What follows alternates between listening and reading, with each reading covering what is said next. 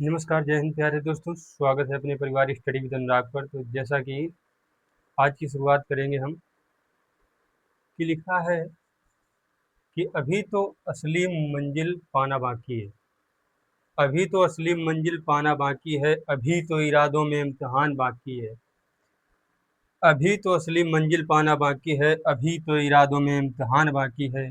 अभी तो तौली है मुट्ठी भर ज़मीन, अभी तो पूरा आसमान बाकी है। अभी तो पूरा आसमान बाकी है। तो इसी के साथ हम आज स्टार्ट करेंगे। हमारा टॉपिक था गुरुत्वाकर्षण यानी ग्रेविटेशन। ग्रेविटेशन टॉपिक को आज हम स्टार्ट करेंगे और बिल्कुल पॉइंट टू पॉइंट इसको ख़त्म करेंगे, जो आपकी परीक्षा के लिए बहुत ही महत्वपूर्ण है।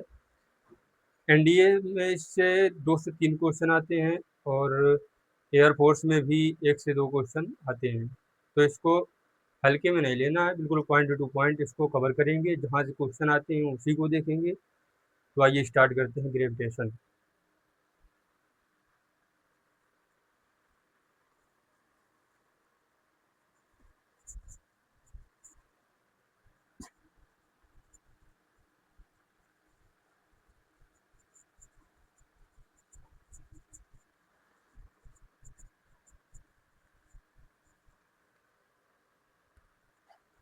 गुरुत्वाकर्षण यानी कि ग्रेविटेशन।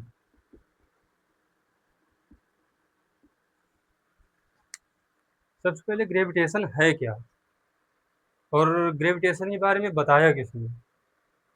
तो आपने कहानी सुनी होगी सर आइजैक न्यूटन की, कि उनके ऊपर जब ऊपर से सेब गिरा तो उन्होंने उसकी अनुमान लगाया कि ये ऊपर क्यों नहीं गया, नीचे क्यों आ गया। ठीक है। तो ऐसी ही थ्योरी दी सर आइजैक न्यूटन ने। तो बिल्कुल हम कॉम्पिटिटिव एग्जाम की तरीके पढ़ेंगे कि नहीं, हाँ क्या क्या ज़रूरी है। ठीक है। तो सबसे पहले ग्रेविटेशन के बारे में किसने बताया? तो वो हो जाएंगे गुरुत्वाकर्षण की खोज किसने की?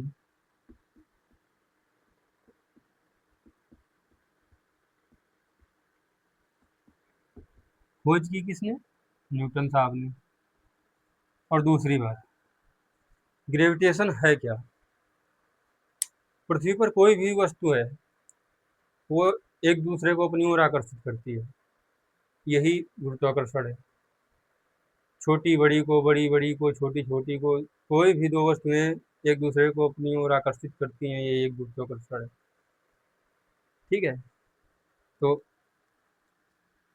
आप आसान भाषा में समझिए कि पृथ्वी पर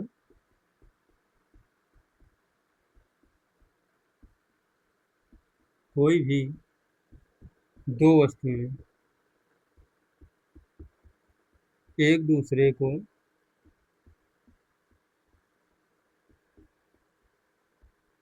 आकर्षित करती हैं, आकर्षित करती हैं,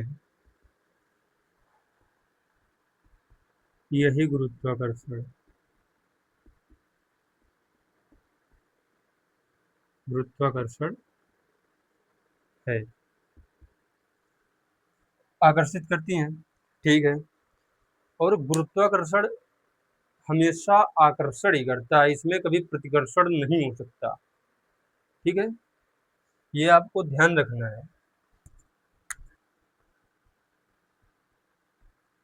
गुरुत्वाकर्षण बल हमेशा आकर्षी प्रकृति का होता है, यानी कि अट्रैक्टिव नेचर का होता है।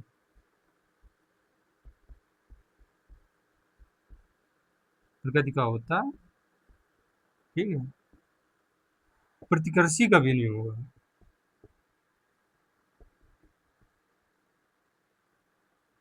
कभी नहीं। ठीक है। अब दूसरी बात, जो गुरुत्वाकर्षण बल होता है वो कभी भी माध्यम पर डिपेंड नहीं करता है। ठीक है।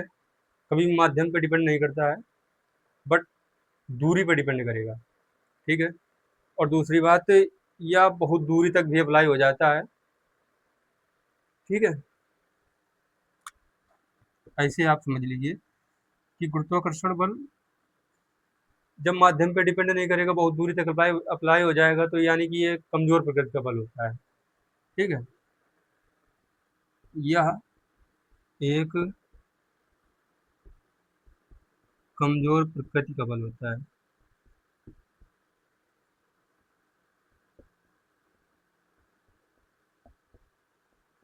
ठीक है। इतना समझ आया, ठीक है। ये पॉइंट्स पेपर में बिल्कुल एजिटिव पूछे गए, तो इसे बिल्कुल याद करना है। अब दूसरी बात आती है कि गुरुत्वाकर्षण बल होता क्या है, ठीक है।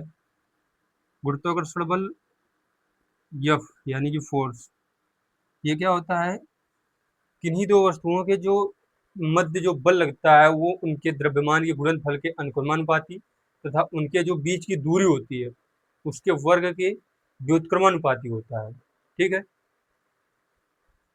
यानी कि एफ डायरेक्टेड प्रोपोर्शनल हो जाएगा m1 m2 उनके गुणनफल के अनुक्रमानुपाती तथा उनकी बीच की दूरी के व्युत्क्रमानुपाती होता है, ठीक है।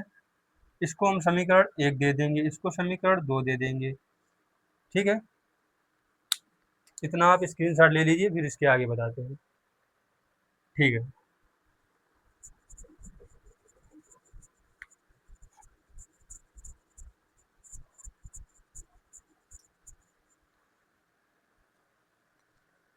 पहला हमारा समीकरण क्या था, F directed proportional m1 and m2, ये हमारा पहला हो गया। और सेकंड क्या था, एफ डायरेक्टेड प्रोपोर्शनल 1/r², ये हो गया सेकंड समीकरण।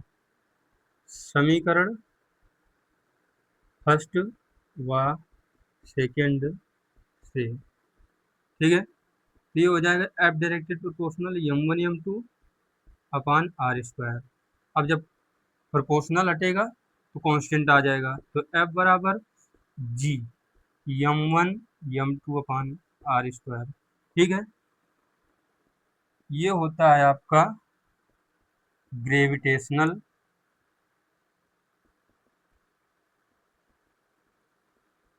फोर्स का फार्मूला, ठीक है। अब इसके बाद में होता है, अब मेन चीज है यहाँ पर, यहाँ से क्वेश्चन आता है जी, इससे आता है। तो जी क्या है, जी है आपका यूनिवर्सल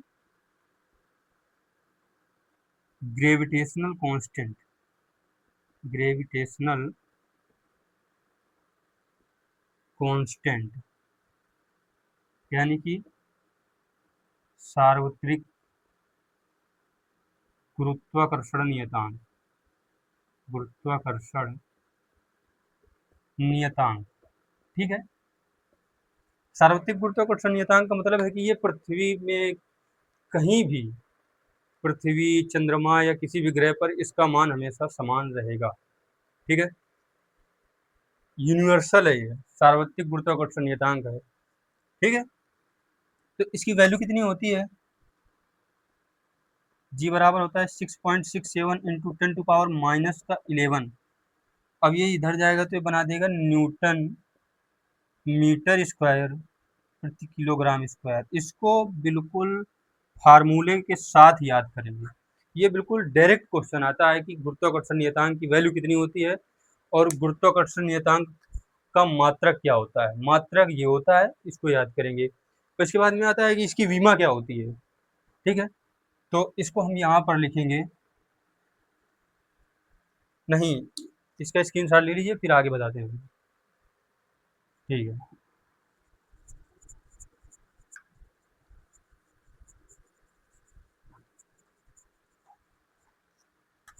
हमारा गुरुत्वाकर्षण नियतांक जी बराबर क्या था, F r² upon m1 and m2 यानी कि newton metre square upon kilogram square, ठीक है।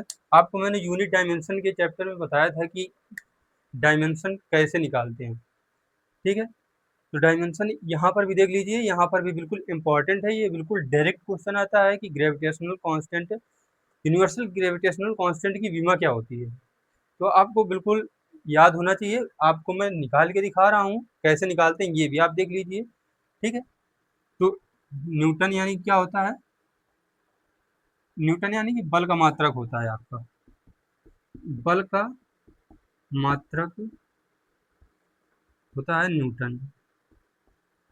और न्यूटन की विमा क्या होती है, m/t-2, ठीक है। ऐसे ही आपको याद रखना पड़ेगा, अगर आप याद रखेंगे तो आपको फायदा होगा। मीटर यानी कि लेंथ, लेंथ यानी कि लंबाई, लंबाई मीटर में मापी जाती है ना, तो ये हो जाएगा L⁻²। और ये किलोग्राम स्क्वायर नीचे है, यानी कि मास, मास यानी कि m/2, ठीक है। अब ये m⁻²है, m⁻1 है, तो ये ऊपर जाएगा तो बना देगा -1, ठीक है। अब यल यहाँ पर एक है, यहाँ पर दो है, तो यानी कि बना देगा L⁻3। t⁻−2 है, कोई बात नहीं, उससे मतलब नहीं। ये हमारी कैपिटल जी की विमा, जिसको बिल्कुल याद रखना है, ठीक है। बिल्कुल डायरेक्ट क्वेश्चन आता है, इसको आपको याद रखना पड़ेगा, ठीक है। स्क्रीनशॉट ले लीजिए, उसके बाद मैं बताता हूँ, ठीक है। हो गया।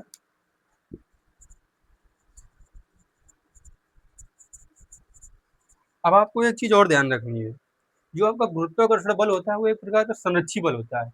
संरक्षी बल, एक स्टार लगाएंगे और लिखेंगे गुरुत्वाकर्षण बल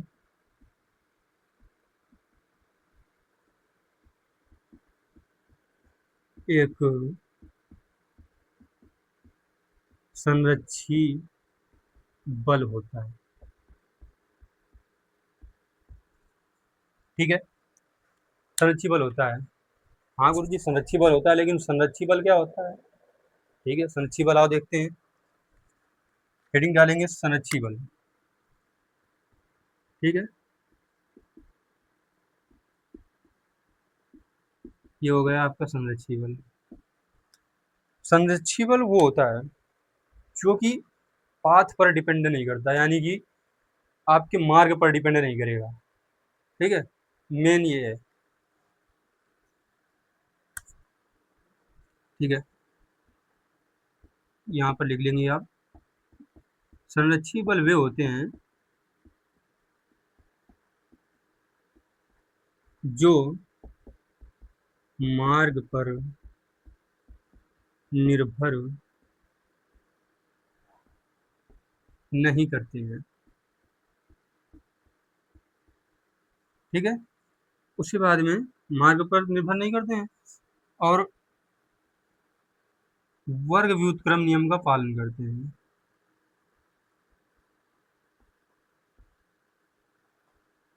नियम का पालन करते हैं,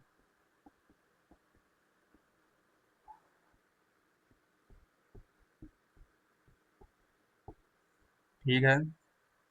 वर्ग व्युत्क्रम नियम क्या होता है, वर्ग व्युत्क्रम नियम का मतलब है कि जिन बलों में आर स्क्वायर का डिवाइड होता है वो वर्ग व्युत्क्रम नियम हो गया। और उसके बाद में जो पाथ पर डिपेंड नहीं करेंगे, दोनों कंडीशन फॉलो होनी चाहिए, तभी वो संरक्षी बल होता है, ठीक है। कौन कौन से होते हैं ये भी देख लेते हैं, क्योंकि क्वेश्चन यहाँ से आता है कि निम्न में से कौन सा बल संरक्षी बल नहीं है, कौन सा बल संरक्षी बल है, आपको दिखाते हैं, अभी आप क्वेश्चन करेंगे, ठीक है। तो कौन कौन से होते हैं, ठीक है। पहला बल होता है आपका, यही हो गया, मान लो गुरुत्वाकर्षण बल,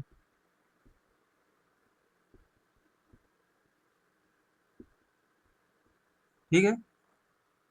गुरुत्वाकर्षण बल एफ बराबर क्या होता है, G m1 m2/r², ठीक है। और दूसरा क्या होता है, या भी थे विद्युत बल, ठीक है। ये हो जाएगा आपका, ये एफ बराबर क्या होता है,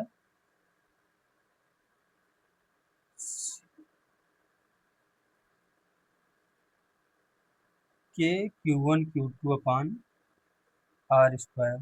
ये यहाँ पर क्या हो जाएगा आपका कूलाम नियतांक, ठीक है, ये कूलाम का नियम से डायरेक्ट आ जाएगा। और एक होता है चुंबकीय बल,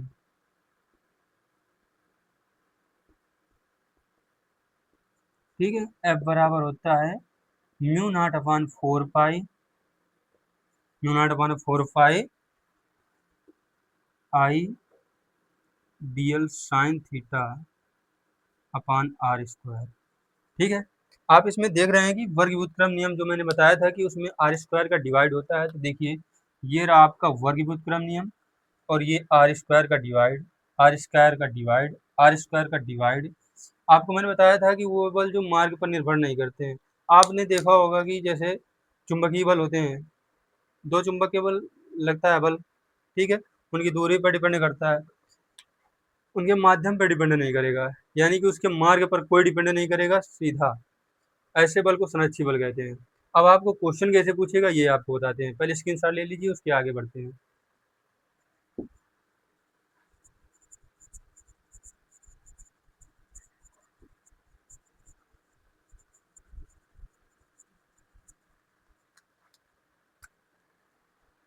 ये आपका प्रश्न है,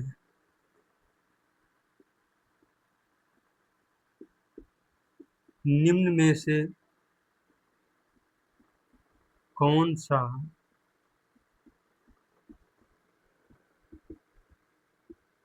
संरक्षी बल नहीं है,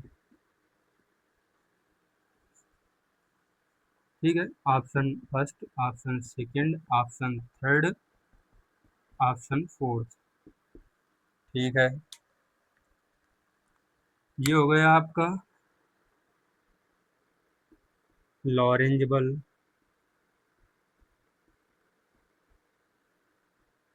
चुंबकीय बल,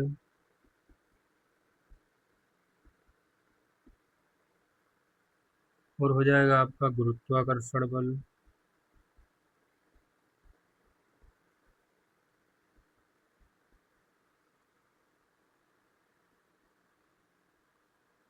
ठीक है, और ये हो जाएगा आपका विद्युत बल, ठीक है। और एक आपका क्वेश्चन बनेगा,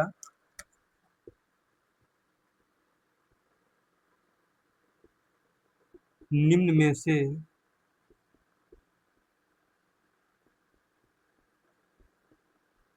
कौन सा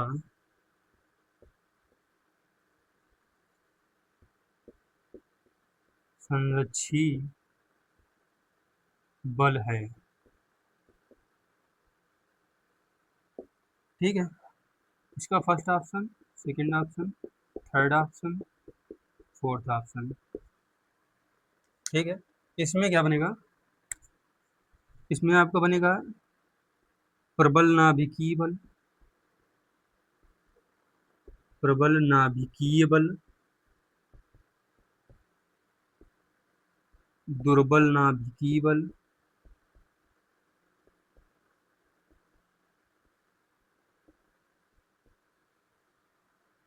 अब उसके बाद में बनेगा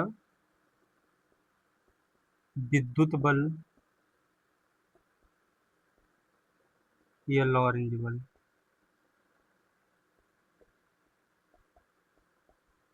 ठीक है। मैंने आपको क्या बताया कि जिसमें वर्ग व्युत्क्रम नियम का पालन करेगा और वो पाथ इंडिपेंडेंट होगा, ठीक है, पाथ पर डिपेंड नहीं करेगा, यानी कि मार्ग पर निर्भर नहीं करेगा और वर्ग व्युत्क्रम नियम का पालन करेगा। तो आप देख लीजिएगा, मैंने आपको क्या पढ़ाया था कि संरक्षी बल कौन कौन से, इसमें बहुत ध्यान दीजिएगा, नहीं है कि है, क्योंकि क्वेश्चन ऐसे ही आते हैं।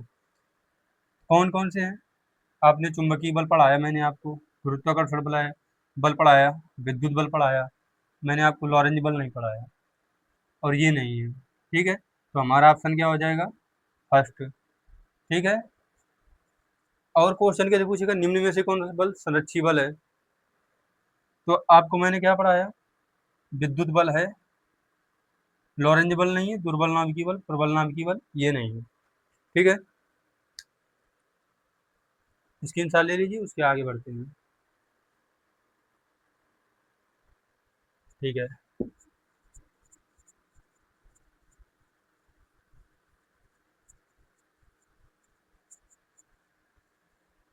अब आपने जब इतना पढ़ लिया, इसके बाद आता है कि गुरुत्वाकर्षण बल।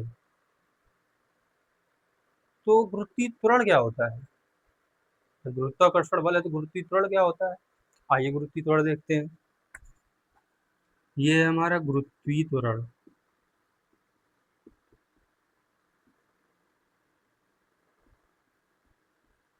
गुरुजी गुरुत्वीय त्वरण ये होता है, पृथ्वी जिस त्वरण से अपनी ओर वस्तुओं को आकर्षित करती है, वो गुरुत्वीय त्वरण होता है। हाँ, ये होता है। जब भी आप पृथ्वी, जैसे आप बॉल को ऊपर की ओर फेंकते हैं, नीचे आ जाती है, तो यानी कि गुरुत्वीय त्वरण कहीं न कहीं काम कर रहा है, ठीक है? तो पृथ्वी जिस त्वरण से किसी भी वस्तु को अपनी ओर आकर्षित करती है, वही गुरुत्वीय त्वरण होता है। वैसे आप इसे लिख लेंगे, यानी कि पृथ्वी जिस त्वरण से किसी भी वस्तु को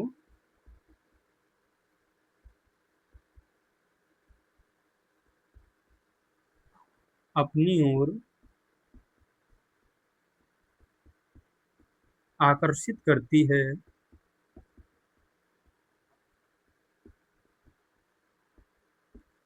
वही गुरुत्वीय त्वरण कहलाता है।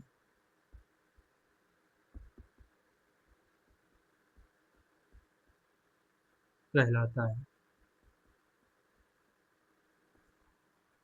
गुरुजी गुरुत्वीय त्वरण से, तो गुरुत्वीय त्वरण की वैल्यू क्या होती है? गुरुत्वीय त्वरण की वैल्यू होती है जी बराबर, इसको जी से डिनोट करते हैं, इसे लिख लीजिएगा। इसे स्मॉल जी से लिखते हैं, ठीक है? उसके बाद में इसकी वैल्यू क्या होती है? जी बराबर 9.8 मीटर प्रति सेकेंड स्क्वायर, या इसे सुविधा के लिए जी बराबर 10 मीटर प्रति सेकेंड स्क्वायर लेते हैं, ठीक है? इसी को जब सीजीएस यूनिट में लिखेंगे तो जी बराबर आप लिख देंगे 980 सेंटीमीटर प्रति सेकेंड स्क्वायर, ठीक है? गुरुत्वीय त्वरण ये होता है, ठीक है? अब गुरुत्वीय त्वरण जब ये होता है, तो गुरुजी गुरुत्वीय त्वरण आ गया, गुरुत्वाकर्षण बल आ गया, तो स्मॉल जी और कैपिटल जी में संबंध क्या होता है? ठीक है, आइए स्क्रीनशॉट ले लीजिए, इसके बाद आगे बताते हैं। ठीक है।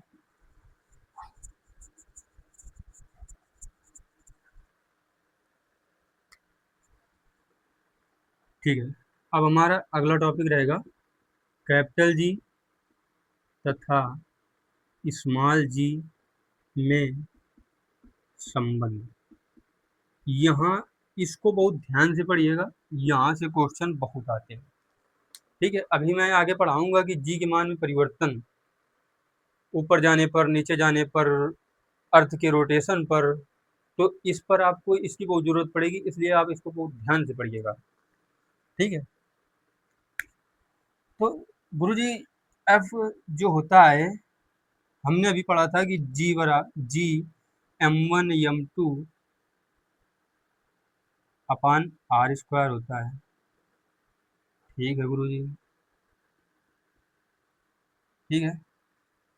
यहाँ पर हम एक चीज लेते हैं कि माना पृथ्वी का द्रव्यमान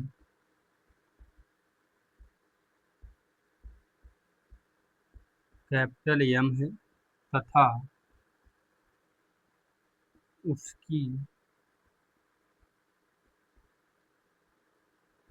रेडियस यानी कि त्रिज्या कैपिटल आर है। ठीक है। तो इसको हम थोड़ा चेंजमेंट कर लेंगे। एफ बराबर हो जाएगा जी एम, और एक और एम आ जाएगा तो M square upon R square.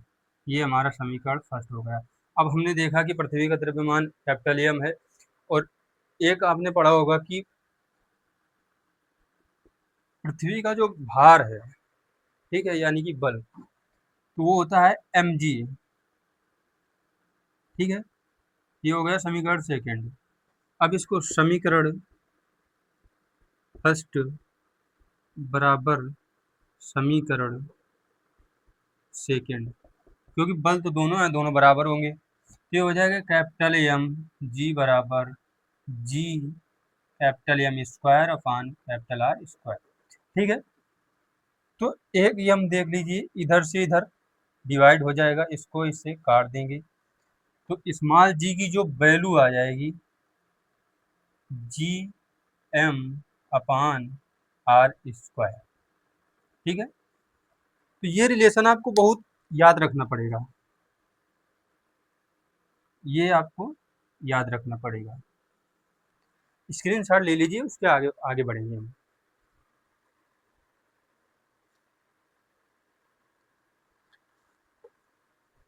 ठीक है,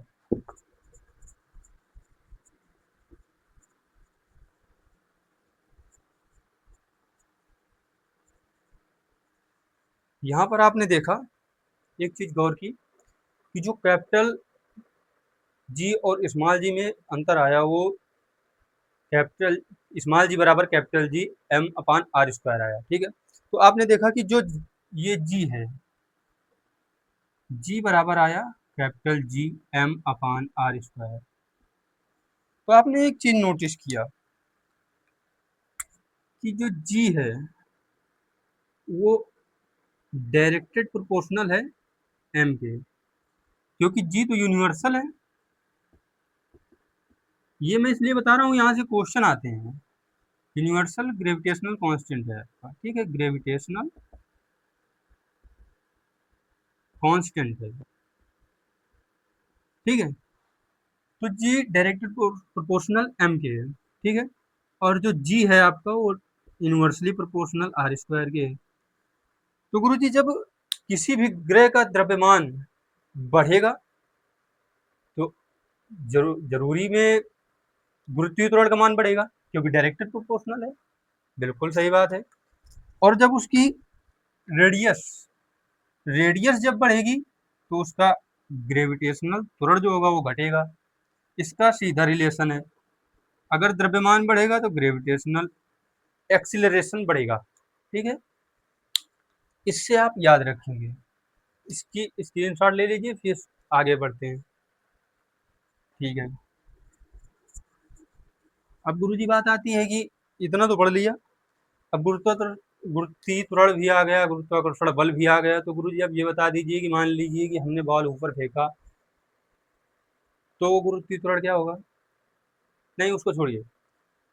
आप पृथ्वी तल से नीचे जाएंगे या ऊपर जाएंगे पर, तो गुरुत्वीय त्वरण पर क्या प्रभाव पड़ेगा? मेन बात यहाँ से बहुत क्वेश्चन आता है, इसको बहुत ध्यान से पढ़िएगा। ठीक है, तो ये मेन टॉपिक है आपका। ऊपर ऐसे लिखें, पृथ्वी तल से ऊपर या नीचे जाने पर जी पर प्रभाव। ठीक है, तो क्या होगा? एक बात बिल्कुल ध्यान रखिए, क्वेश्चन आता है कि ऊपर जाने पर गुरुत्वीय त्वरण पर क्या प्रभाव पड़ता है, डायरेक्ट क्वेश्चन आता है। आप बिल्कुल याद रखिएगा कि ऊपर जाओ चाहे नीचे जाओ, गुरुत्वीय त्वरण का मान हमेशा घटेगा। ये बिल्कुल याद रखना है।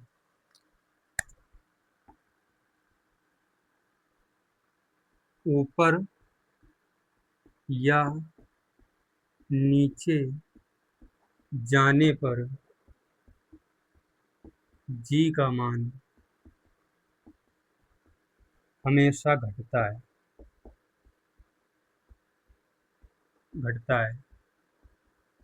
इसको याद रखेंगे आप।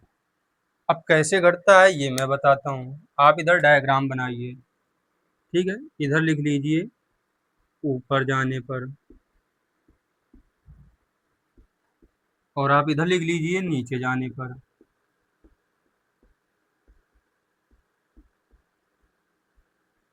ठीक है,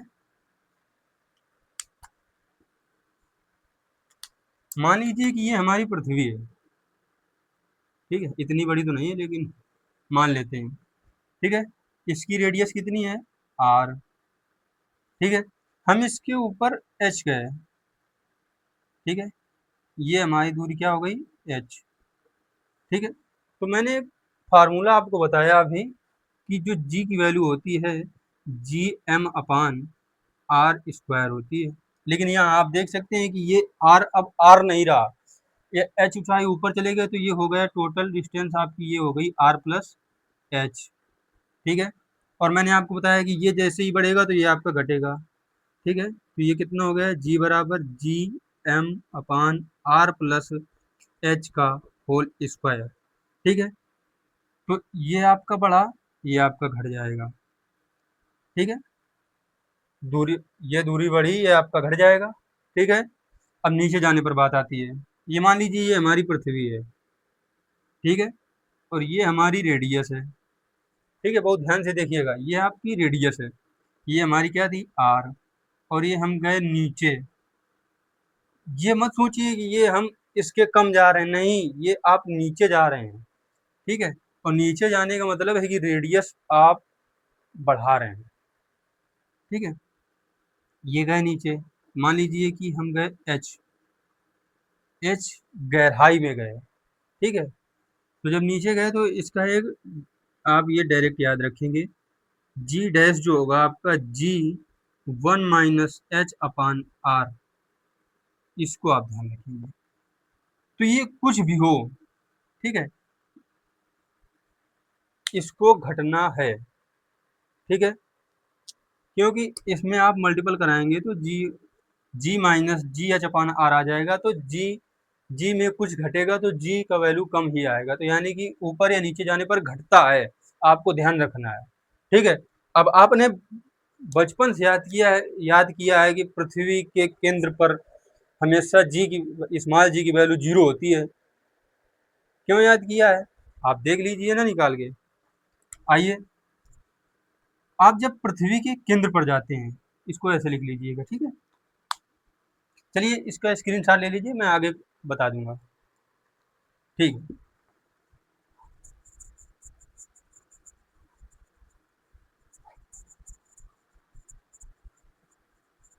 ये कम्पिटेटिव एग्जाम है, इसमें आप याद नहीं कर सकते, रट के कोई काम नहीं होगा, इसको समझना पड़ेगा, ठीक है। आपका एक बचपन से याद करते आ रहे हैं कि पृथ्वी के केंद्र पर जी का मान, ये आपकी पृथ्वी है, ये आपकी पृथ्वी है, ठीक है। और ये आपकी रेडियस है, ये हो गई आर, और ये हो गया केंद्र। तो आप देख सकते हैं कि आर बराबर आपकी एच हो गई, ठीक है।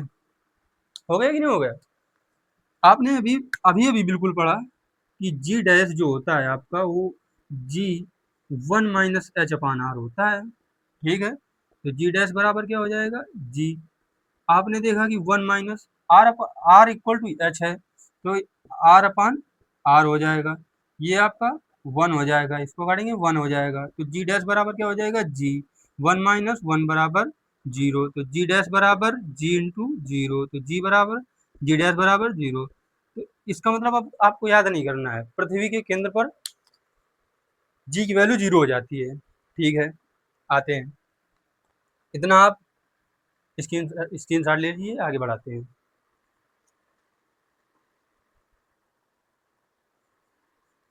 ठीक है।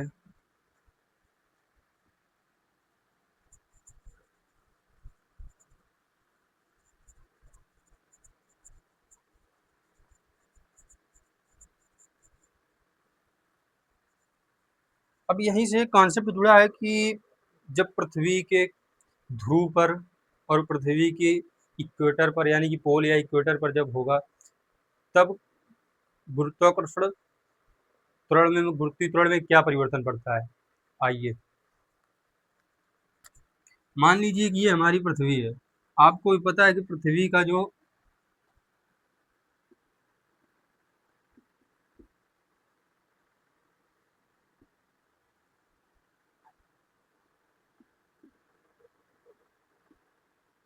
कोई गोल बताता है, कोई इलिप्टिकल बताता है, ठीक है।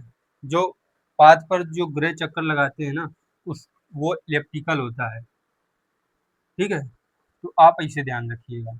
ये है हमारी पृथ्वी, और ये हमारा क्या है, पोल, और ये क्या है, इक्वेटर,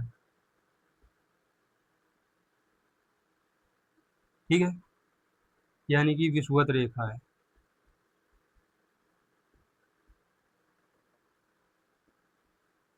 ठीक है। और ये क्या है, ध्रुव। तो आप देख सकते हैं कि कह रहा है कि ध्रुव तथा विषुवत रेखा पर, विषुवत रेखा पर जी के मान में प्रभाव, मान में प्रभाव,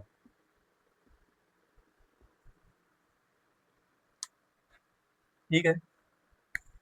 आपको मैंने बस साफ बिल्कुल बताया था कि जी बराबर होता है Gm/r², ठीक है। आप देख रहे हैं कि ये डिस्टेंस आपकी क्या है, कम, ठीक है, और ये आपकी डिस्टेंस क्या है, ज़्यादा। तो जाहिर सी बात है, आप यहाँ लिख लीजिए, ध्रुवों पर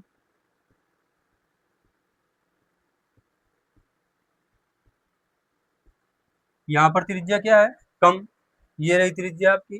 जहाँ त्रिज्या कम वहाँ गुरुत्वीय त्वरण ज़्यादा, जहाँ त्रिज्या ज़्यादा वहाँ गुरुत्वीय त्वरण कम, ठीक है। बस इतना याद करना है, ध्रुवों पर त्रिज्या कम होने के कारण जी का मान बढ़ता है, ठीक है। और दूसरा पॉइंट बना लेंगे, विषुवत रेखा,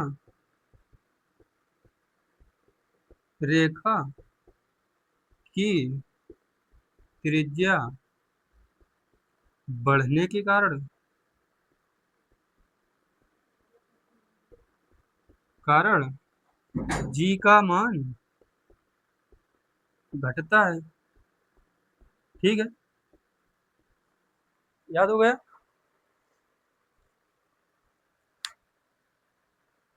चलिए इसका स्क्रीनशॉट ले लीजिए, इसके बाद बढ़ाते हैं।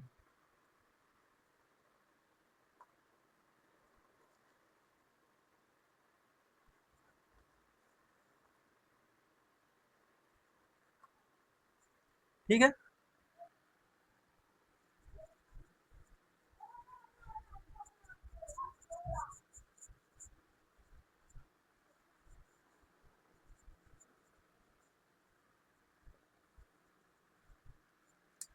अब आप देखेंगे कि जैसे पृथ्वी है, ठीक है। तो जैसे पृथ्वी के घूर्णन के कारण गुरुत्वीय त्वरण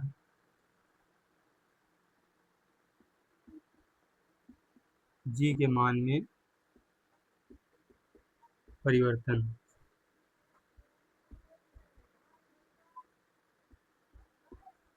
ठीक है। अब गुरुजी बात आती है कि जब पृथ्वी के घूर्णन होगा तो गुरुत्वीय त्वरण के मान में परिवर्तन होगा, बिल्कुल होगा। हाँ, लेकिन हर जगह नहीं होगा।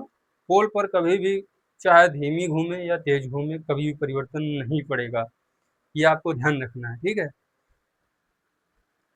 तो आप ऐसे याद कीजिए, याद नहीं करना, आप समझ लीजिए। ये है आपकी पृथ्वी,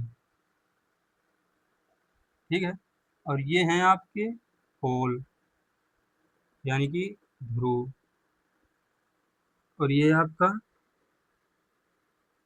ये भी आपका ध्रुव हो गया, और ये आपकी क्या हो गई, विषुवत रेखा,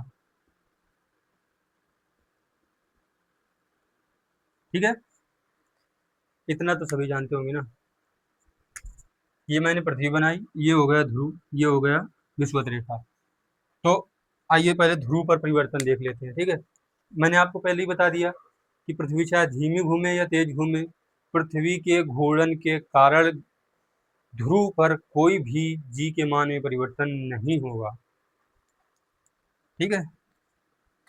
यहाँ पर आप स्टार बना के लिख लेंगे, ध्रुवों में परिवर्तन, ठीक है।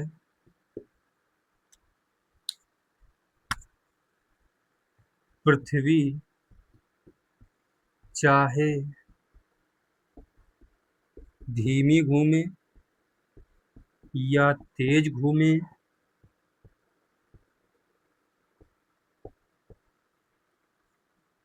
जी के मान में ध्रुवों पर कोई परिवर्तन नहीं पड़ेगा, नहीं हो, राइट, ठीक है। और विषुवत रेखा पर आप ध्यान रखेंगे कि ये आपका अगला पॉइंट होगा कि विषुवत रेखा पर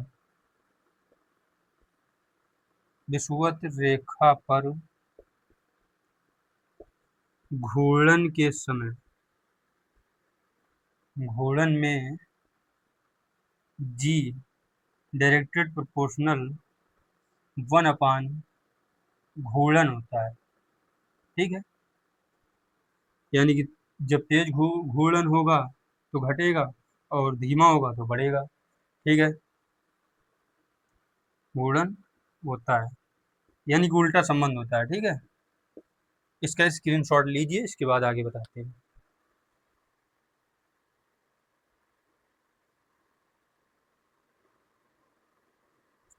ठीक है। आते हैं आगे। अरे चलो कोई बात नहीं।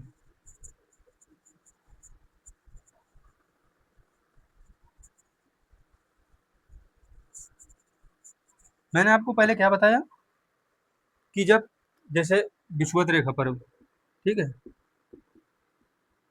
विषुवत रेखा पर जी के मान में परिवर्तन, ठीक है, घूर्णन के टाइम,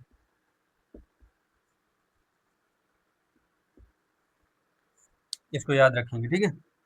यहाँ से क्वेश्चन बनता है भाई, देखो ध्रुव पर तो परिवर्तन होगा नहीं, तो वहां से क्वेश्चन बनना लाजमी है नहीं, यहाँ पे बनना लाजमी है कि बनेगा बनेगा, ठीक है। तो इसको बहुत ध्यान से पढ़िएगा। मैंने आपको बताया कि विषुवत रेखा पर, विषुवत रेखा पर जी घूर्णन के टाइम में 1 घूर्णन के बराबर होता है, ठीक है, ठीक है।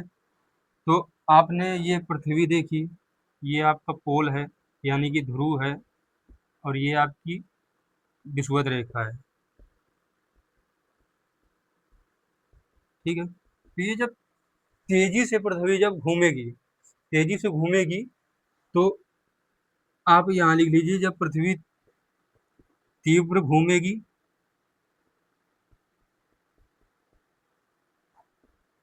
तो जी का मान तीव्र में घटेगा, ठीक है। क्योंकि इससे आप अंदाजा लगा सकते हैं, जब तेज घूमेगी तो ये घटेगा और धीमी घूमेगी तो ये बढ़ेगा, ठीक है। याद कुछ नहीं करना आपको, बस समझ लीजिए, धीमी घूमेगी तो जी का मान बढ़ेगा। अब गुरुजी तेज धीमी तो जान लिया, लेकिन कभी ऐसा नहीं होगा कि मान लो कि तेज घूम रही है तो बढ़ गया, नहीं तेज घूम रही है तो घट गया, धीमी घूम रही तो बढ़ गया, तो ऐसा नहीं हो सकता है कि कोई ऐसा समय आया कि कितने गुना घुमा दिया जाए तो जीरो हो जाए जी का मान, बिल्कुल होगा।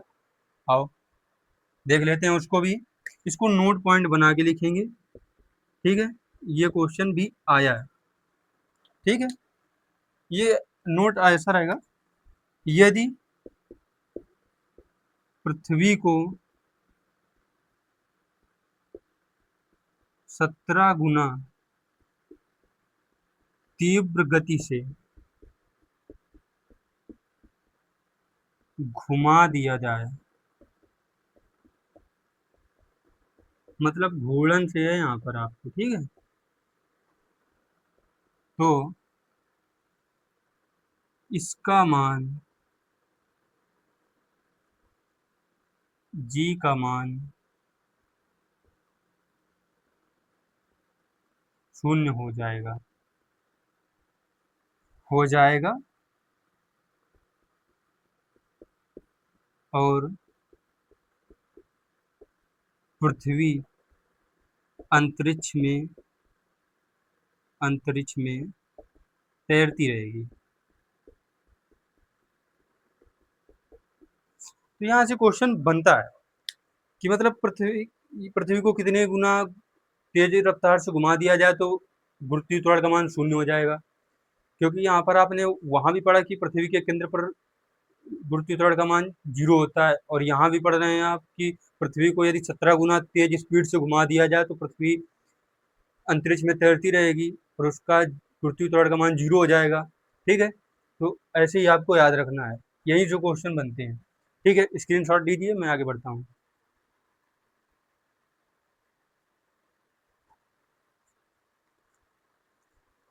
ठीक है,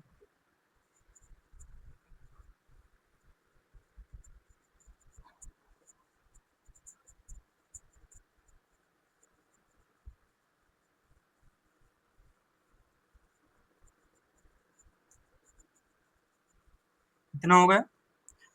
हाँ, तो एक पॉइंट बना के लिख लीजिएगा इसको, क्योंकि मुझे पता है कितना याद रहता है। यहाँ पर आप नोट बना के लिखिए, ठीक है।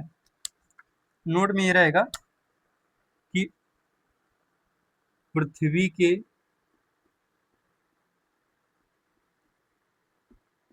केंद्र पर तथा अंतरिक्ष पर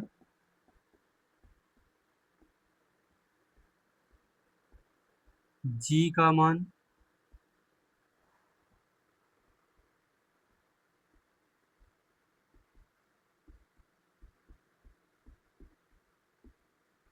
आपने देखा होगा यहाँ पर कि जब कोई व्यक्ति चंद्रमा पर जाता है तो आप, जैसे मैंने आपको बताया कि 17 गुना तेज से घुमा देंगे तो आप पृथ्वी अंतरिक्ष में तैरने लगेगी। तो चंद्रमा पर यही है, गुरुत्वाकर्षण मान, गुरुत्वीय त्वरण का मान बहुत कम है, ठीक है। तो वहां पर जो आदमी होता है तो बहुत ज्यादा भार अपने शरीर पर लिए रहता है, ठीक है। तो इसी कारण लिए रहता है, ठीक है। तो इसका स्क्रीनशॉट ले लीजिए, फिर मैं आगे बढ़ता हूँ, ज्यादा कोई भी नहीं, ठीक है। अब आपका टॉपिक आता है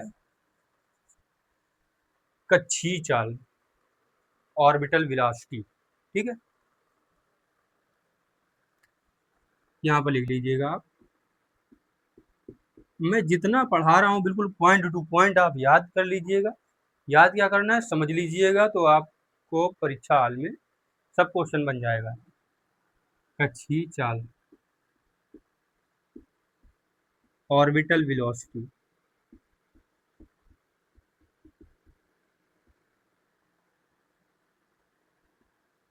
ठीक है। ये क्या होता है सर? जैसे कोई भी उपग्रह है, ठीक है, वो वह न्यूनतम चाल जिसे कोई भी उपग्रह अपना एक चक्कर पूरा कर सके, ठीक है, वो ऑर्बिटल वेलोसिटी कहलाती है। और ये आपकी द्रव्यमान पर निर्भर नहीं करती है, ठीक है। इतना याद रखना है।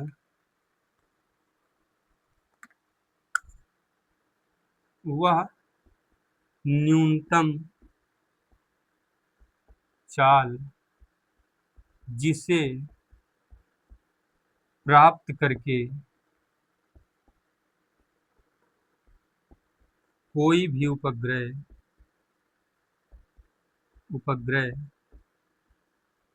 अपना एक चक्कर पूरा कर सके।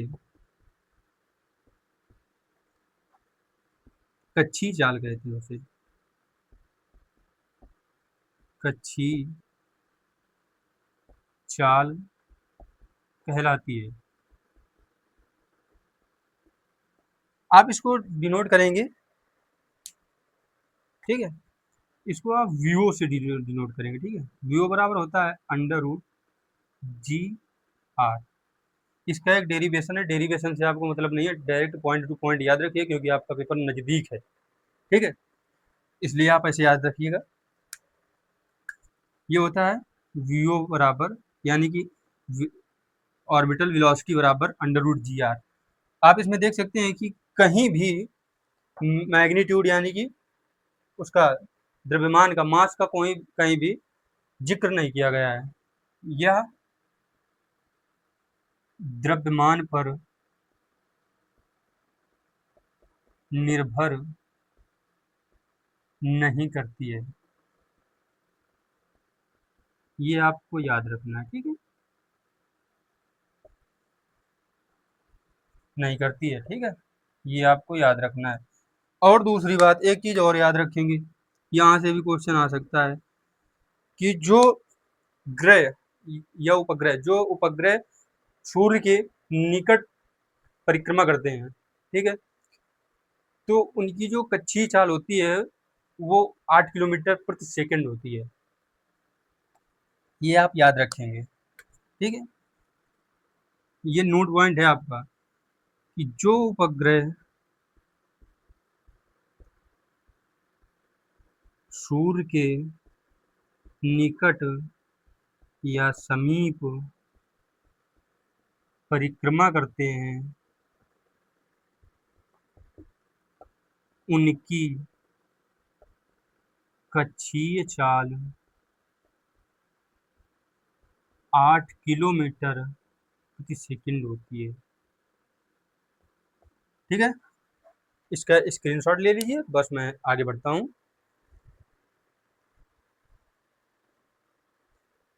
ठीक है। कच्ची चाल हो गई आपकी।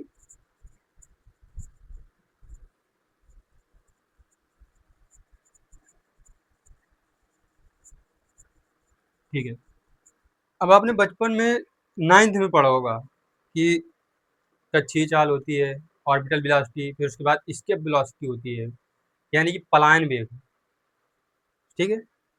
आप हेडिंग डालेंगे आप पलायन वेग,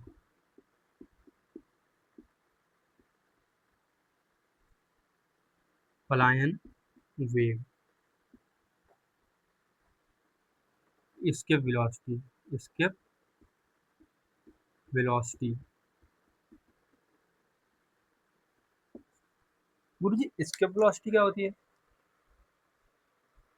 वह वेलोसिटी जिसे पाने के बाद उपग्रह पृथ्वी की सतह को छोड़कर अंतरिक्ष में गमन कर जाता है या पलायन कर जाता है, वह होती है पलायन वेग या एस्केप वेलोसिटी, ठीक है। तो इसको ऐसे ही आप लिख लेंगे कि वह वेग जिसे पाने के बाद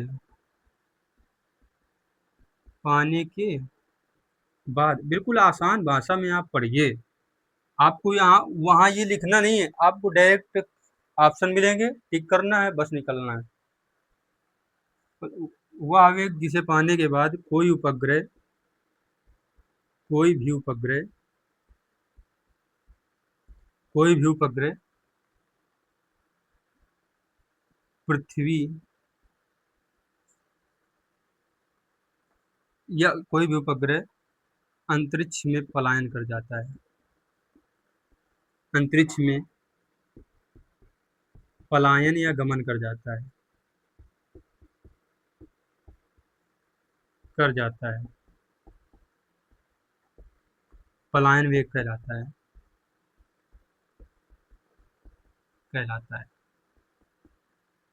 ठीक है। अब गुरुजी उसको वीओ लिखते थे तो इसे वी लिखेंगे, ठीक है। ये क्या होता है गुरुजी? 2 GR। एस के वेलोसिटी बराबर होता है √2 GR, ठीक है। इसे भी आप देख रहे हैं कि इसमें भी मास का कोई जिक्र नहीं किया गया है, इसलिए ये भी मास इंडिपेंडेंट रहेगा, ठीक है। यानी कि यह द्रव्यमान पर निर्भर नहीं करता है, ठीक है। जाहिर सी बात है, इसमें जब मास का जिक्र नहीं किया गया है तो वो उसमें डिपेंड नहीं करेगा, ठीक है, कोई बात नहीं। तो गुरुजी अब जैसे पृथ्वी का पलायन वेग कितना होता है और चंद्रमा का पलायन वेग कितना होता है, बिल्कुल लिखिएगा। यहाँ से क्वेश्चन आता है कि पृथ्वी का पलायन वेग कितना होता है, डायरेक्ट क्वेश्चन आता है, तो इसको नोट बना के लिख लेंगे आप। जहां से क्वेश्चन आता है वहां से मैं आपको जरूर बताऊंगा। पृथ्वी का पलायन वेग, पृथ्वी का पलायन वेग होता है 11.2 किलोमीटर प्रति सेकेंड। सेकेंड है, कोई आवर न समझे इसको, ठीक है। और चंद्रमा का पलायन वेग गुरु जी कितना होगा?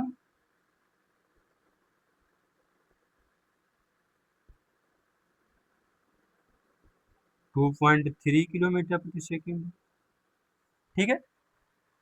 तो आप लोग इसका स्क्रीनशॉट ले लीजिए, मैं आगे बढ़ता हूँ, ठीक है।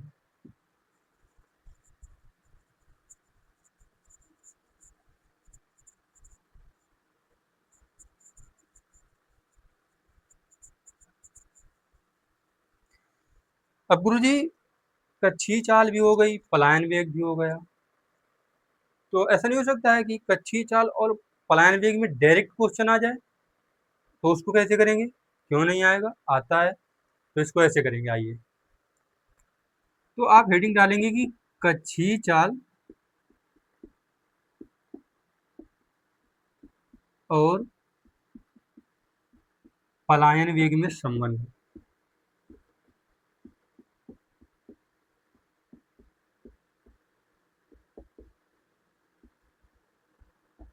ठीक है। Relation between orbital velocity and escape velocity, ठीक है। तो आपने पढ़ा कि जो व्यू होता है, ऑर्बिटल वेलोसिटी जो होती है वो √G/r होती है। इसको हम समीकरण फर्स्ट दे देंगे, ठीक है। और आपने पढ़ा कि एस्केप वेलोसिटी v जो होती है वो √2G और r होती है।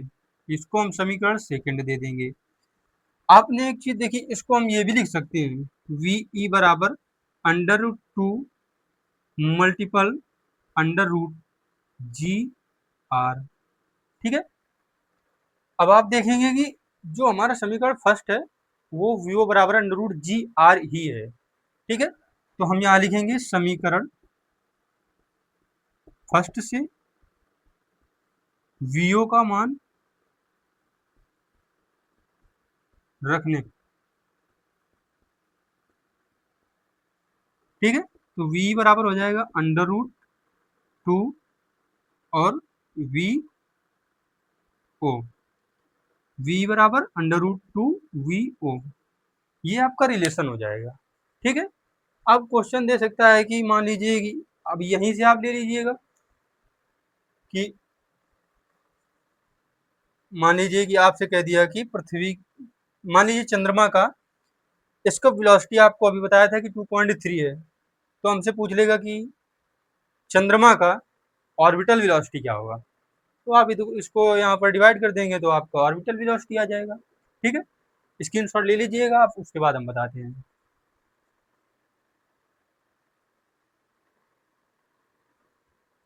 ठीक है, हो गए।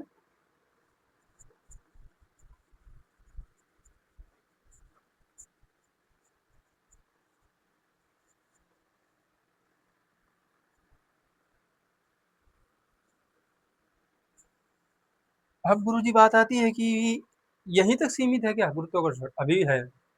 आपने देखा होगा कि जब लिफ्ट लिफ्ट का कॉन्सेप्ट आता है कि जब ऊपर जाती है तो भार महसूस होता है, लिफ्ट जब नीचे जाती है तो हल्का महसूस होता है, और जब लिफ्ट की वो जो डोर होती है वो जब टूट जाती है तो एकदम भारहीनता होती है, आप एकदम नीचे फट से गिर जाते हैं। आपने कभी महसूस किया होगा। ठीक है, तो पहले मैं आपको बता देता हूँ कि जब ऊपर जाएगी तो भार अधिक महसूस होगा। ठीक है, और जब लिफ्ट नीचे जाएगी तो भार कम महसूस होगा। ठीक है, और जब एकदम आप लिफ्ट की जो डोर होती है वो जब टूट जाएगी तो एकदम भारहीनता की स्थिति में आ जाएगी और खट से आप नीचे चले जाएंगे। ठीक है, तो आइए, ये आपका कॉन्सेप्ट है लिफ्ट में गुरुत्वीय त्वरण।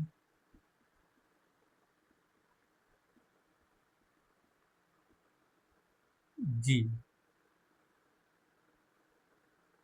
नहीं, लिफ्ट में भार। ठीक है, आप इस तरह से इसको देखेंगे। ठीक है, तो पहली स्थिति है, बहुत अच्छे से आप इसको पढ़ेंगे। मैंने आपको जैसे बताया कि ऊपर जाने पर,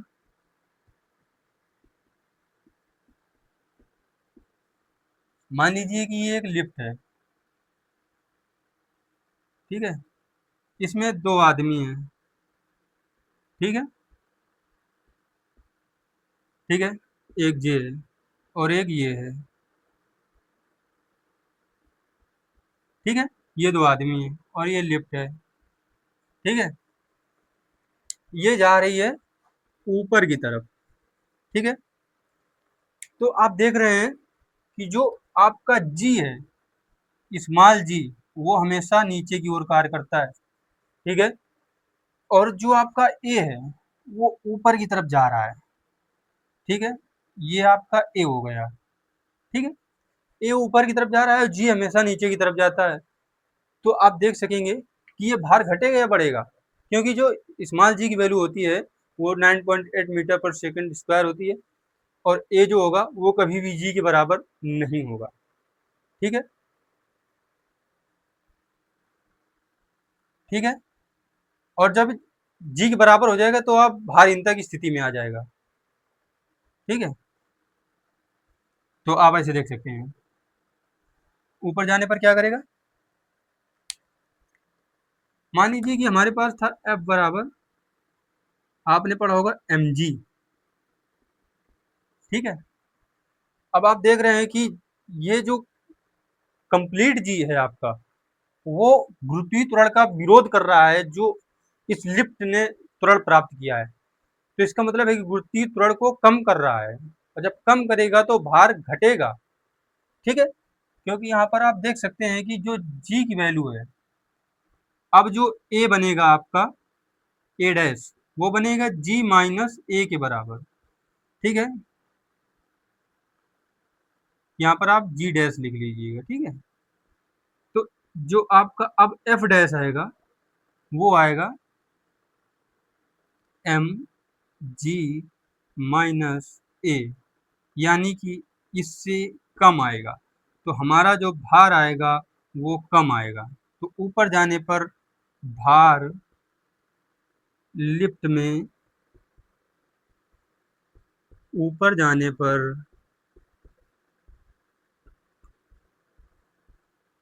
भार कम महसूस होता है। ठीक है, हाँ, तो आप इसका स्क्रीनशॉट ले लीजिएगा, फिर मैं आगे बताता हूँ। ठीक है, अब आता है नीचे जाने पर क्या होगा। ठीक है, तो आप ऐसे देख लीजिए, ये आपकी लिफ्ट है और इसमें दो आदमी बैठे हैं, और ये हमारी लिफ्ट नीचे की तरफ आ रही है। ठीक है, और हमारा जो जी होता है वो भी नीचे की तरफ होता है, और जो इसका जो ए होगा वो भी नीचे की तरफ ए काम करेगा। ठीक है, ए भी नीचे की तरफ काम करेगा। ठीक है, तो अब आप देखेंगे जो इसमें प्रभावी त्वरण होगा, जो मान लीजिए कि जी डैश जो आपका बनेगा जा करके, तो इसमें इसमें प्लस हो जाएगा। क्यों प्लस हो जाएगा? क्योंकि वो पहले ही इतना है और उसमें जो एक्स्ट्रा जो ए लगा है वो उसको और प्रभावी कर देगा। ठीक है,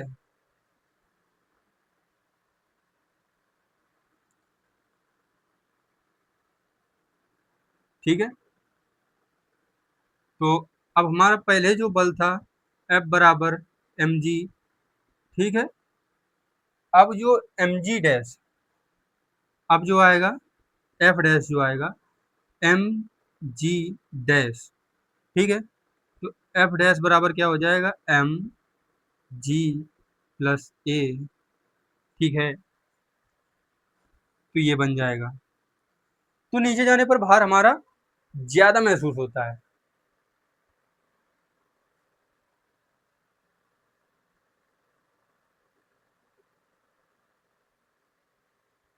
नहीं, नीचे जाने पर भार कम महसूस होगा और ऊपर जाने पर ज्यादा महसूस होता है।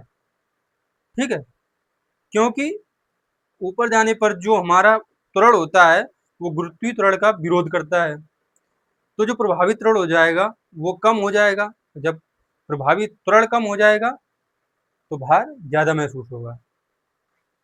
ठीक है, और यहाँ पर कम महसूस होगा। नीचे जाने पर लिफ्ट में भार कम महसूस होगा। ठीक है, इसको आप लिख लीजिए, इसका स्क्रीनशॉट ले लीजिए, फिर इसके बाद आगे बताते हैं। ठीक है,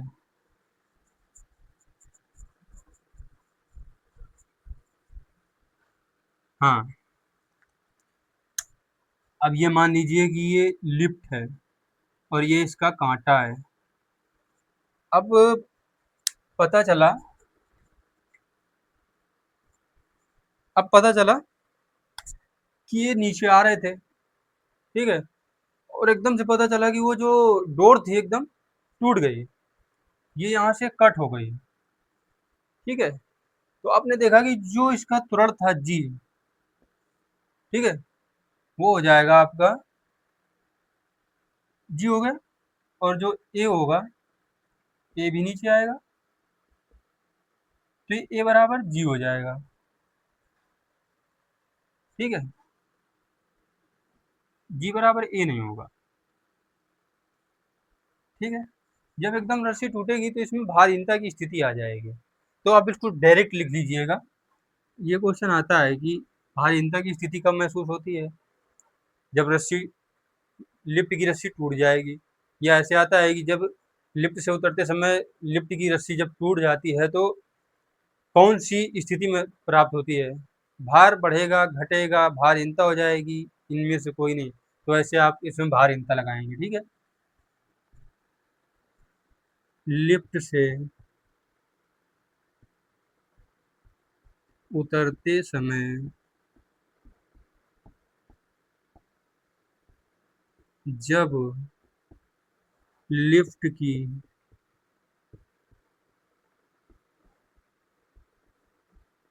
रस्सी या डोर अचानक टूट जाती है, अचानक टूट जाती है, टूट जाती है, तो भारहीनता की स्थिति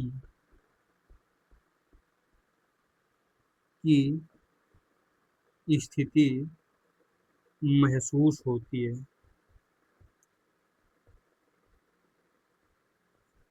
ठीक है, इसका स्क्रीनशॉट ले लीजिए, उसके बाद आगे बढ़ेंगे।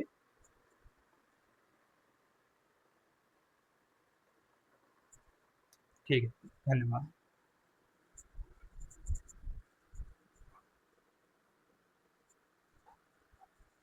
ठीक है,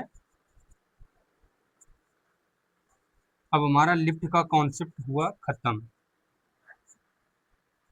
ठीक है, अब हमारे पास आते हैं कि एक थे केपलर साहब, ठीक है।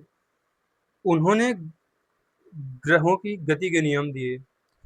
ग्रह किस प्रकार से गति करेंगे तो कौन सा पथ बनेगा, ग्रह पर क्या क्या प्रभाव पड़ेंगे, उसका आवर्तकाल आप कैसे निकाल पाएंगे, किस पथ पर ग्रह अपना चक्कर लगाता है, या किस प्रकार से आप इनके नियमों से आप देख पाएंगे कि ग्रहों की गति कैसे होती है। ठीक है, आइए देखते हैं।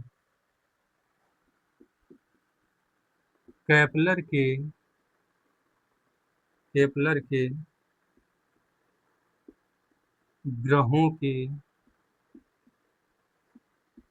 गति के नियम। इनके नियम कितने थे? नियम गुरुजी 3 थे। 3 नियम दिए।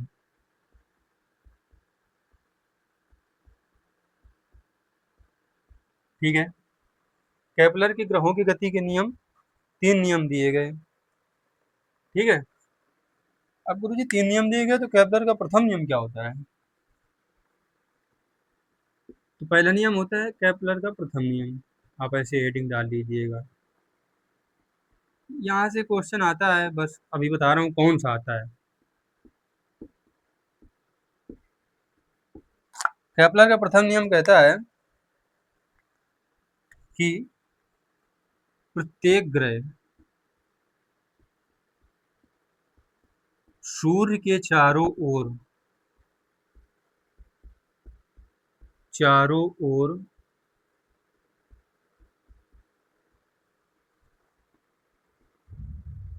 दीर्घवृत्ताकार पथ पर चक्कर लगाते हैं।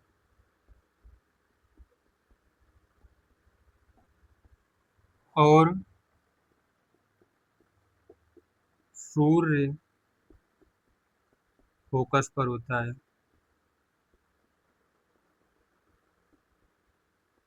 क्या गुरुजी याद करना पड़ेगा? नहीं भाई, आइए, ये हमारा एलिप्स है।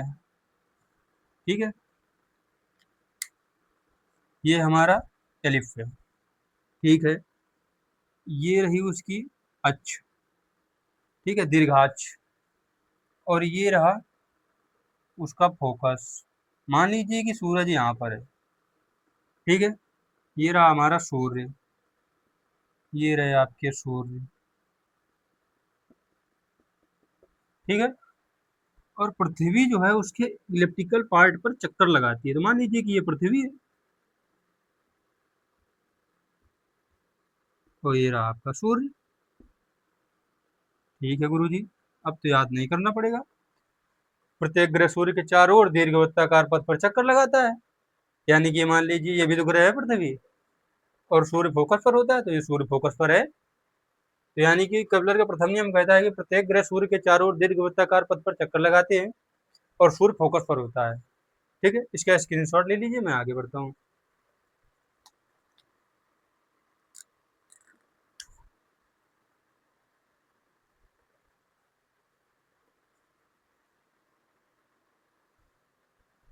ठीक है गुरु जी, जब इतना हो गया तो अब आगे बढ़ेंगे।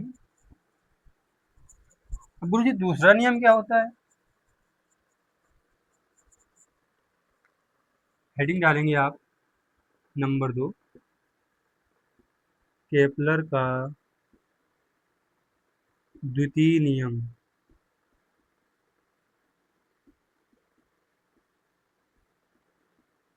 ठीक है, तो द्वितीय नियम क्या होता है? ये नियम आपका क्षेत्रफल से आधारित है। ठीक है, इसका मतलब कहने का है कि जो केपलर ने द्वितीय नियम में अपने कहा कि किसी भी ग्रह की जो क्षेत्रीय चाल होती है वो नियत होती है। अर्थात आप कह सकते हैं कि उसके द्वारा तय किया गया क्षेत्रफल हमेशा समान होता है। ठीक है, और जब आप देखेंगे कि ऐसे ही जब ये आपका इलिप्स है, ठीक है, ये मान लीजिए ये आपकी पृथ्वी है, ये आपकी पृथ्वी हो गई, ये पृथ्वी मान लीजिए, ये पृथ्वी हो गई, ये आपका सूर्य है। ठीक है, और ये आपका सूर्य है। ठीक है, आप ये देख लीजिए ये जो पार्ट है आपका, और ये जो पार्ट है आपका, ठीक है, ये जो इसका क्षेत्रफल है उसके क्षेत्रफल के बराबर होगा।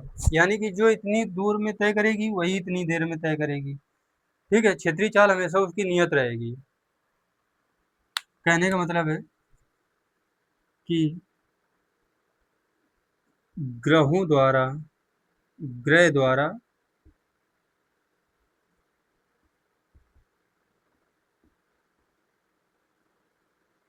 नहीं, ग्रहों की क्षेत्रीय चाल हमेशा नियत रहती है। जी गुरुजी। तो आप कह सकते हैं कि उनके द्वारा तय किया गया क्षेत्रफल भी हमेशा समान रहता है। अर्थात ग्रहों द्वारा तय किया गया क्षेत्रफल तय किया गया क्षेत्रफल समान रहता है। तो आप ये भी तो कह सकते हैं कि जब पास में आएगा तो उसकी स्पीड एकदम बढ़ जाएगी। क्यों नहीं बढ़ेगी?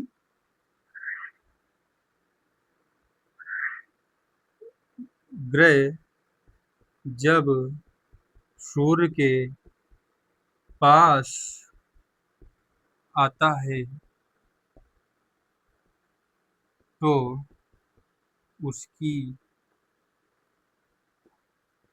चाल बढ़ जाती है। ठीक है, चाल बढ़ जाती है।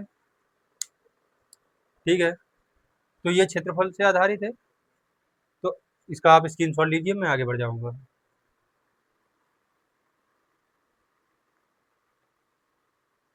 ठीक है।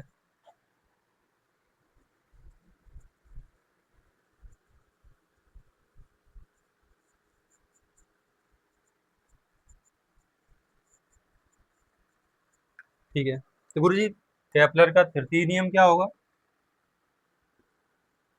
केपलर का तृतीय नियम।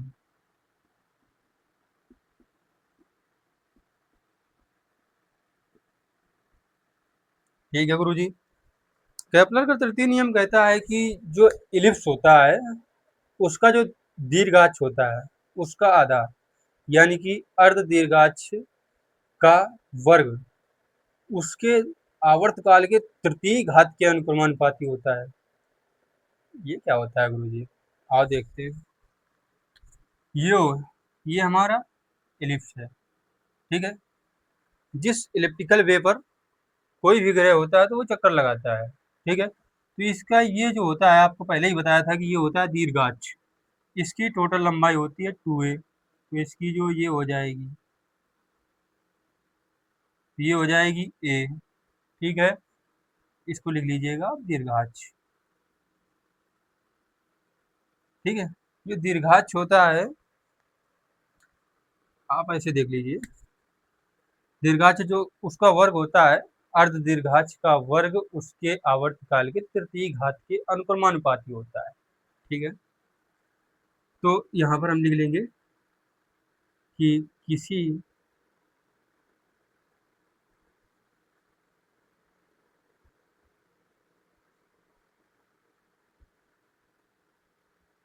दीर्घ वृत्त के अर्ध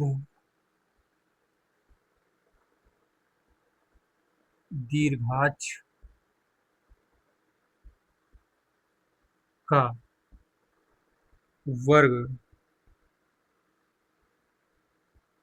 उस ग्रह के आवर्तकाल के आवर्तकाल के तृतीय घात के अनुक्रमानुपाती होता है।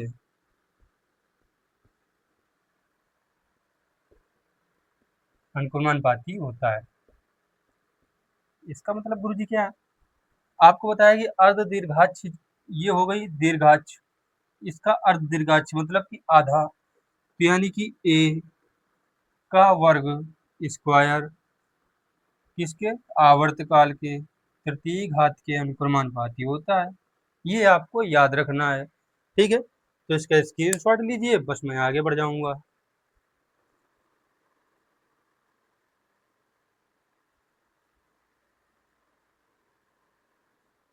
ठीक है गुरुजी।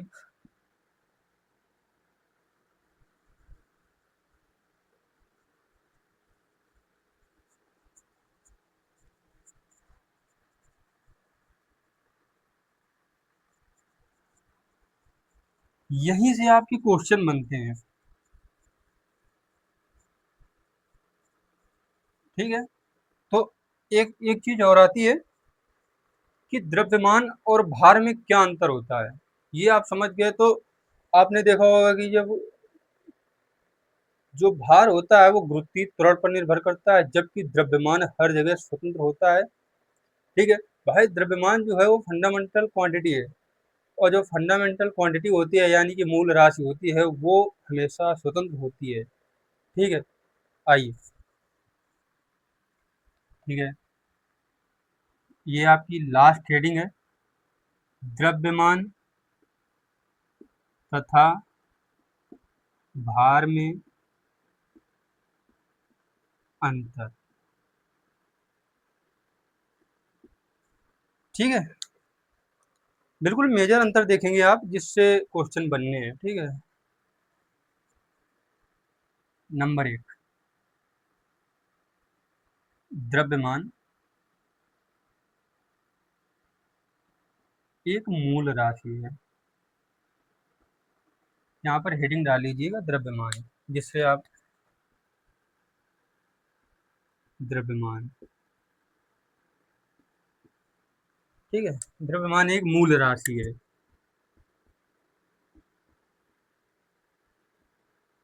जिसका परिमाण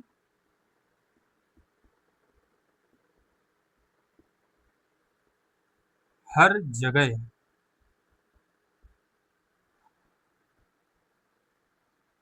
समान रहता है।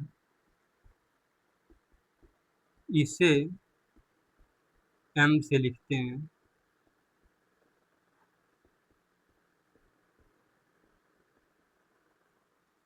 ठीक है। और भार क्या होता है, ठीक है। भार मतलब वेट, यह एक,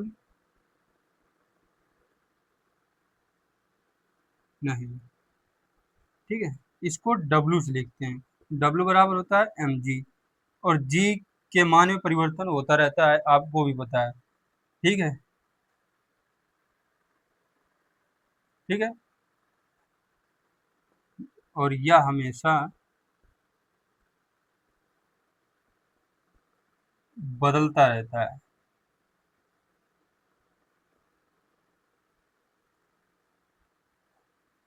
आप इतना स्क्रीनशॉट लीजिए, इसके बाद मैं आगे बताता हूँ।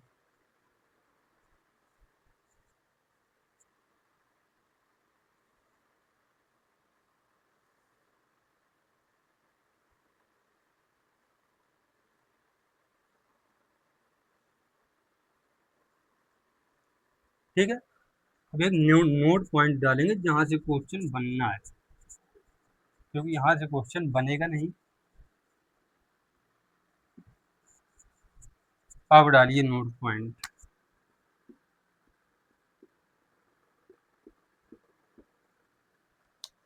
ठीक है। ये रहा, जो आपका द्रव्यमान होता है उसको कमानीदार तुला से नापते हैं, और जो आपका भार होता है उसको स्प्रिंग तुला से नापते हैं, ठीक है। भार स्प्रिंग तुला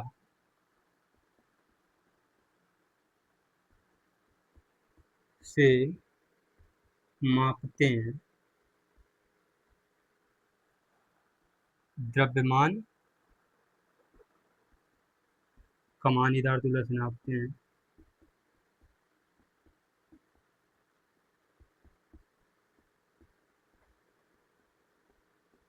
ठीक है गुरुजी।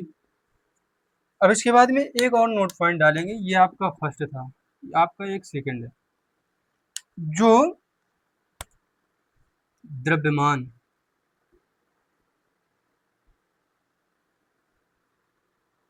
हर जगह समान रहता है, जबकि भार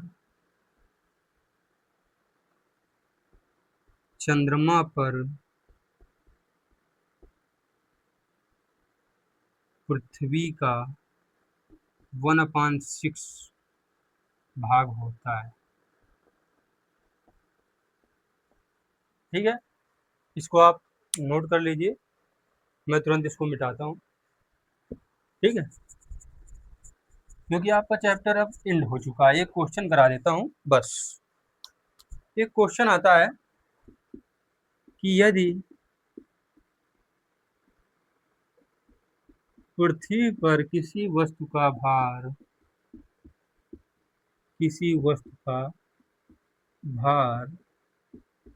60 किलोग्राम है,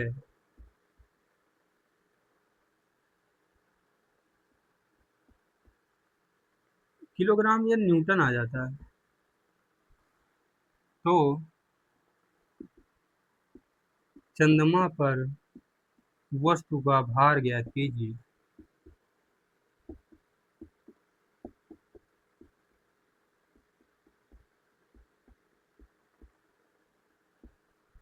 तो आपको मैंने पीछे बताया कि चंद्रमा पर भार भार बराबर होता है पृथ्वी का भार गुणित 1/6। ठीक है, तो ये हो गया 60, ये हो गया 1/6, यानी कि आपका हो जाएगा 10 न्यूटन। ठीक है, तो यहाँ आपका चैप्टर होता है समाप्त। ठीक है, अब इस चैप्टर में आपको कहीं भी कोई भी दिक्कत हो तो आप कमेंट बॉक्स में बता दीजिएगा, मैं इसका दूसरा, जहाँ आपको दिक्कत होगी उसी टॉपिक पर दूसरा वीडियो ले आऊँगा। ठीक है, तो जुड़े रहिए हमारे साथ स्टडी विद अनुराग पर। नमस्कार, जय हिंद।